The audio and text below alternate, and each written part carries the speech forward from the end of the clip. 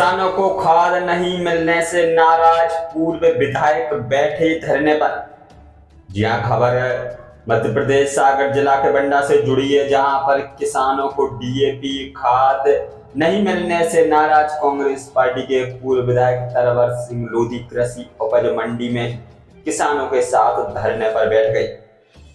उन्होंने कहा, सरकार किसान हितैषी नहीं है।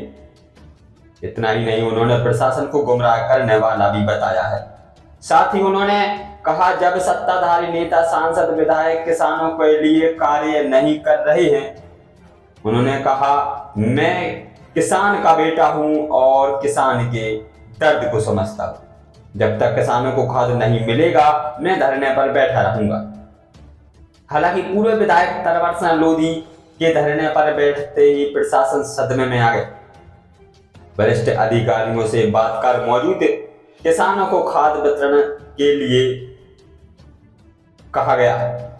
साथ ही उन्होंने गोदाम प्रभारी पर ब्लैक में डीएपी खाद बेचने के भी आरोप लगाए हैं। हालांकि देर रात तक तरवर सिंह लोधी किसानों के बीच रहे। किसानों को खाद की पर्चियां भी दी गई। जब गोदाम प्रभारी से डीएपी ब्लैक में बेचे जाने को लेकर बात की तो उन्होंने कहा, जिन किसानों द्वारा पर्चियां कटवा ली गई हैं और उनका पैसा जमा हो गया है, उनका खाद गोदाम में रखा हुआ है। राष्ट्रीय समाचार न्यूज के लिए ब्यूरो रिपोर्ट। समाचार 16 और अभी 8 बजने को है। 18 घंटे हो गए, ना किसानों ने खाना खाया है।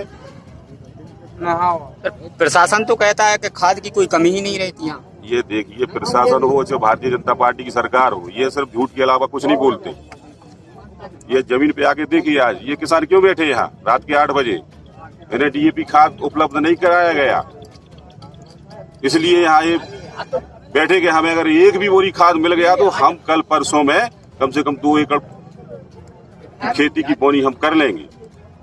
तो जैसा कि अभी आपने डबल लाख की बताया, डबल लाख पे जो प्रभारी है वो अपने ऑफिस में थोड़ी बैठते हैं, वो तो यहाँ पर बैठते हैं। वहाँ तो किसान केवल परेशान होता है। वहाँ यही तो लापरवाही है, वहाँ तो पल्लेदारों के भरोसे वो यही तो लापरवाही है, यही तो लापरवाही है सबसे बड़ी।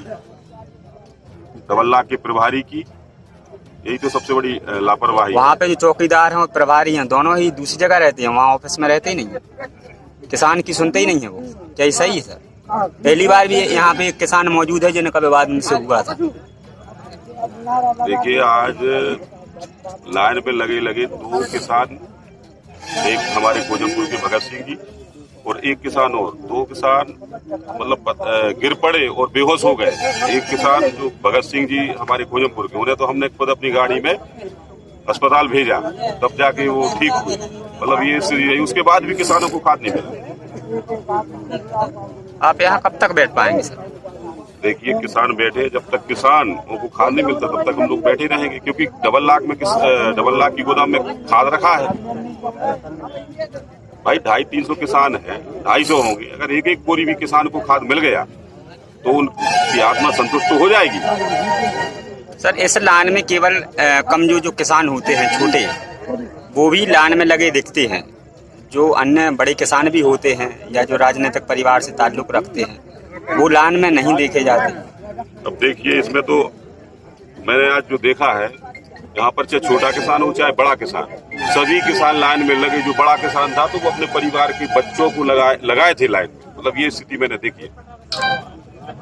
और राजनीतिक परिवारों की अगर आप बात कर रहे हैं तो उस दिन भी आप लोगों ने देखा था, जिस दिन पहले वितरण हुआ था, कैसे दादागिरी से यहाँ से खाद लेके गए वो लोग।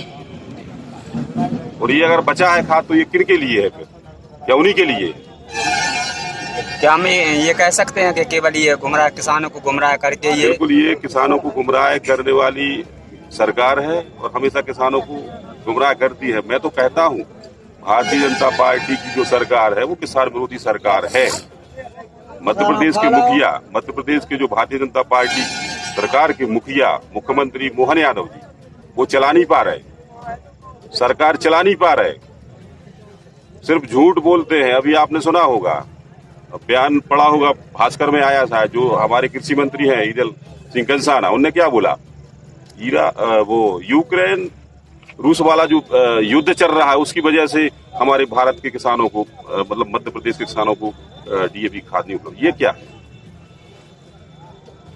उसमें भास्कर ने जो न्यूज मतलब जो समाचार लगाया उसमें पूरी पड़ताल करके जहां पर अभी उपचुनाव हो रहे हैं वहां पर्याप्त खाद जा रहा है, ये क्या है? ये क्या माजरा है? या किसान वहीं के हैं, यहाँ के किसान नहीं? कल धनतेरस का त्योहार है, आज आप धरने पर बैठे हैं किसानों के साथ। देखिए, ना धनतेरस ना दिवाली, अगर किसानों की खेती नहीं बोई गई तो ना धनतेरस ना दिवाली।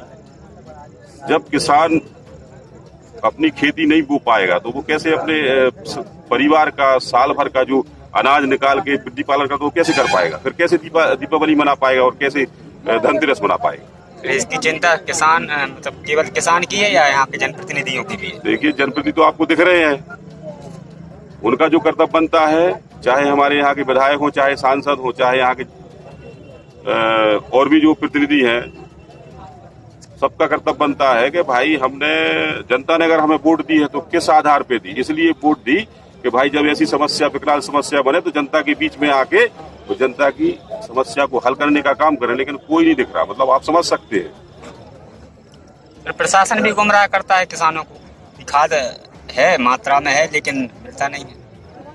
करीरा मैं बोल रहा हूँ पहले ही मैंने बोला कि भाई अभी डबल लाख की गोदाम में जो 500-600 बोरी खाद रखा है वो किन के लिए रखा है? भाई किसान अभी 1-8 घंटे और हम लोग देखते हैं, इनकी पर्चियां कटिंग वो ले जाएंगे, फिर उसके बाद कौन ले जाएगा वो खाद? आप यहाँ सर इतने रात में कब तक बैठ पाएंगे धरने पर? कब तो तक बैठे हैं भाई, जब तक किसानों को खाद नहीं मिलता हम बैठे हैं। धन्यवाद। प्रकृति मानव कल्याण परिषद से जुड़कर सामाजिक कार्य करें, शोषित पीड़ित वंचितों की आवाज बुलंद करने प्रगति मानव कल्याण परिषद से जरूर जुड़े।